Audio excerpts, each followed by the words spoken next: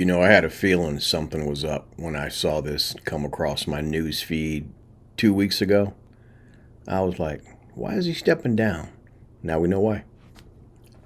So, most of you have seen probably over the last year a lot of prominent names, people in ministry that have been getting exposed for a lot of different reasons. We've recently heard about Robert Morris of Gateway Church. There's still some unanswered things about Dr. Tony Evans that stepped down.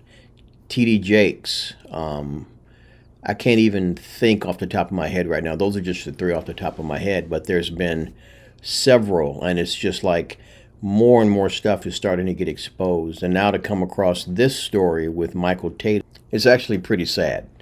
And the one thing I do want to say is I don't want this video to be like a gossip video or trying to beat up on Michael Tait, because, and just like Jesus, when he talked to the Pharisees that threw the woman down on the ground that was apparently caught in the act of adultery, just like he told them, he said, if you are without sin, be the first one to throw a rock.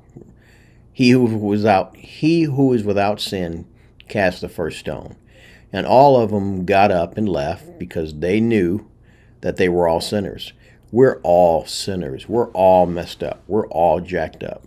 And none of us are any better than this man right here. And again, I'm not taking up for these allegations or the things that people are saying. What I'm trying to do is I'm trying to get you to look at it from a different perspective, because we have a tendency as human beings to judge other people. You know what I mean? Especially in a way where we think we're better than they are. And like I said, I can look at this young man. If he's gay, okay, then he needs to deal with that. He needs to have a serious heart-to-heart with the Lord, and he needs to figure out how he's going to turn this around. There's a lot of artists that have come out as gay or having been gay. Donnie McClurkin, a very popular black gospel artist, said that he struggled with same-sex attraction. The point I'm trying to make is, my wife has a saying that she says, what's done in the dark always comes to light. And it's only a matter of time. When you do things in the dark, eventually God's going to expose it. Because I really believe that God is trying to make us more like him and trying to make us more in his image.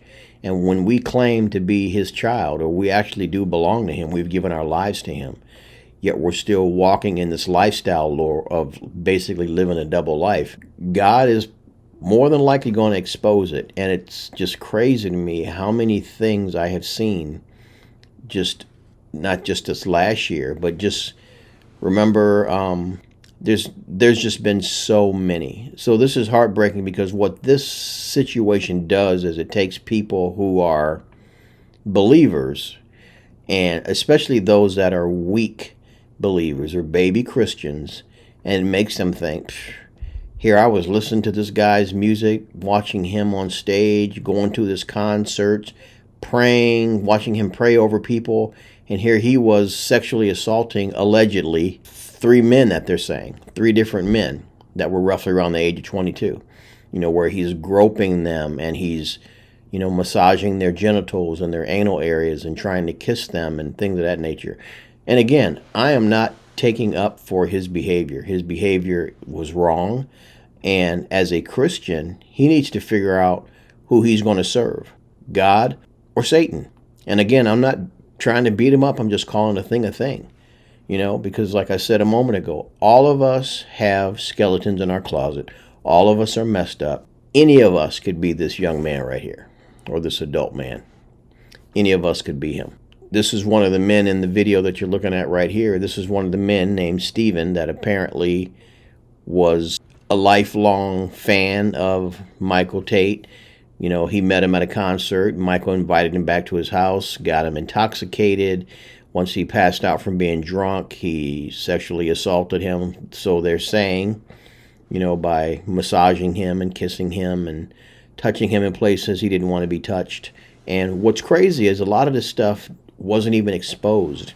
The Royce Report, which is a blog, a Christian blog, she brings a lot of this stuff out into the open. And apparently, according to the Royce Report, there have been many allegations, and a lot of people have tried to push this under the rug just to not mess up his career or things of that nature. But this is the kind of stuff that needs to be exposed, because it messes with those that are baby Christians, those that are brand new to the faith. And if you cause one of these to stumble, God makes it very clear how he feels about causing one of his children to fall away because of a situation like this. Imagine you're a brand new believer and you give your life to Christ and you start listening to Christian music and you fall in love with this group, and then you find out that the lead singer, who you are like a big fan of, is secretly, allegedly homosexual. If that is true, tell me that wouldn't bother you. I would hate to be in his shoes right now with all the media coverage and all the